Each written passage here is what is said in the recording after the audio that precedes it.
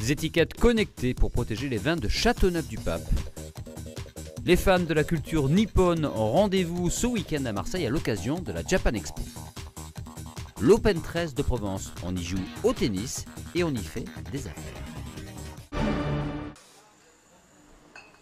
À première vue, ces bouteilles de vin ressemblent à n'importe quelle autre bouteille. Pourtant, elles sont digitalisées grâce à une étiquette. La particularité de cette bouteille, c'est d'avoir déposé donc un sticker avec donc un QR code unique et variable permettant donc de pouvoir enrichir la bouteille d'une information et d'une identité unitaire du produit.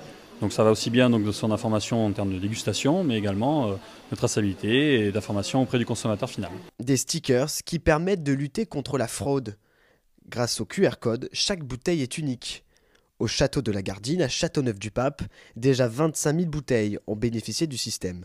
Compte tenu que l'on faisait beaucoup d'exportations, on en fait toujours beaucoup en Chine, en Asie. On a eu envie peut-être de se protéger. On n'y aurait pas pensé vers des pays comme les États-Unis ou l'Europe. Là, on a eu le sentiment que peut-être on pourrait avoir des contrefaçons qui apparaissent sur certains marchés. Protéger ces bouteilles grâce à une étiquette connectée, le secteur est en pleine évolution.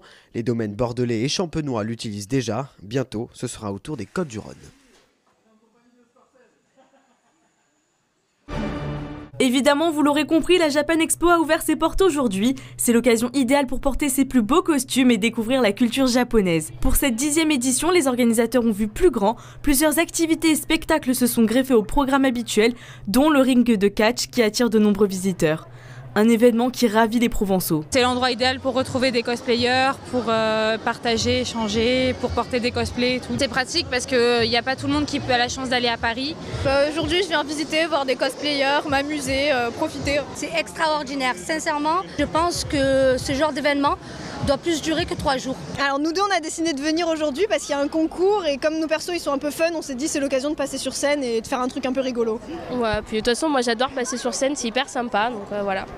Et moi je suis là pour revoir les copains et s'amuser et faire des photos. Les conventions, c'est un super endroit où on peut rencontrer des gens et exprimer notre créativité et incarner nos personnages. Du coup je suis vraiment contente, en fait c'est énorme.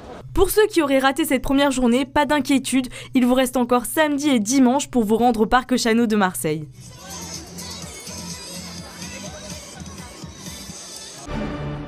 L'Open 13 Provence, c'est bien plus qu'un tournoi de tennis. Depuis 1993, il rassemble en marge des matchs de nombreux acteurs économiques et une foule de Marseillais qui adorent s'y montrer. Depuis la première année, depuis 93, ça a été... je tournais un peu sur quelques tournois et je voyais ce qui faisait un peu la différence entre certains d'entre eux et j'appréciais particulièrement ce côté à la fois d'échange, mais où il y avait du business qui se passait, où il y avait voilà, un lieu où les différents milieux pouvaient se retrouver parce qu'il y a le monde sportif qui est là, il y a le monde politique, il y a le monde du business. Donc véritablement, on appelle ce lieu le village ou l'agora. Et c'est tout à fait ça. Ce sont beaucoup de personnes qui viennent pour un événement qui se trouve à l'intérieur de l'événement. Je ne vais pas dire toute la région est là ou tout le département est là, mais tout Marseille est là. Et on est malgré tout dans un microcosme, donc les gens se connaissent. Il y a un côté très chaleureux, très convivial qui est vraiment très appréciable. Et c'est sûr que ce que j'espérais en 1993, eh bien, ça a assez vite pris dès le début des années 2000. Et ce que l'on appelle le village de l'Open 13 ou l'agora de l'Open 13 est maintenant recherché. Et les soirées de l'Open 13 sont très prisées. Demain auront lieu au Palais des Sports les demi-finales de l'Open 13 Provence. Dimanche, ce sera la finale. Vous êtes à court d'idées pour vos soirées cocktails? Pas de panique, Thomas Ferrandez, le vainqueur 2018 du concours The Bartender Society, vous propose 3 recettes de cocktails originales à réaliser. Le cocktail façon tarte tatin, inspiré par la tarte tatin, on va avoir du cordial de pommes avec 3 pommes différentes, du jus de citron, du jus de pure pomme Caraïbos et un rhum Saint James infusé à la vanille sous vide pour encore faire un lien avec la pâtisserie, par-dessus une mousse de cidre et ensuite un éventail de pommes caramélisées. Deuxième, je me suis inspiré donc du carrot cake. Tout d'abord en réalisant un sirop de carotte cake, un peu de jus de citron pour l'équilibrer, du jus d'abricot qui va apporter ce côté un peu amande et qu'on peut retrouver dans les noix concassées dans le carotte cake. Et ensuite donc du rhum 1765 Saint James infusé à la réglisse, le réglisse qui a un pouvoir sucrant naturel.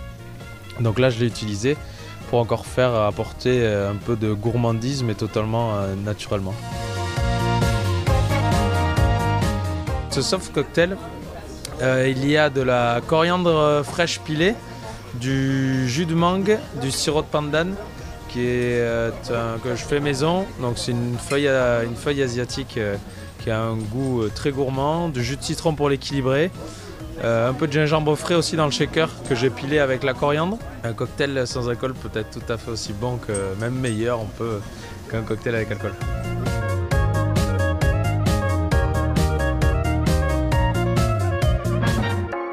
Maintenant à vos shakers et c'est à vous de jouer pour réaliser ces 3 cocktails chez vous. Le printemps continuera ce week-end, le soleil et le ciel bleu seront au rendez-vous, un léger vent soufflera sur la côte. Demain matin, les températures seront relativement douces, 5 à Avignon et Marseille, 4 à Toulon et Aix, 6 à Arles et Fréjus. L'après-midi sera chaud, 19 à Digne et Avignon, 18 à Aix et Marseille, 16 à Toulon. Demain, nous fêterons la Saint-Lazare.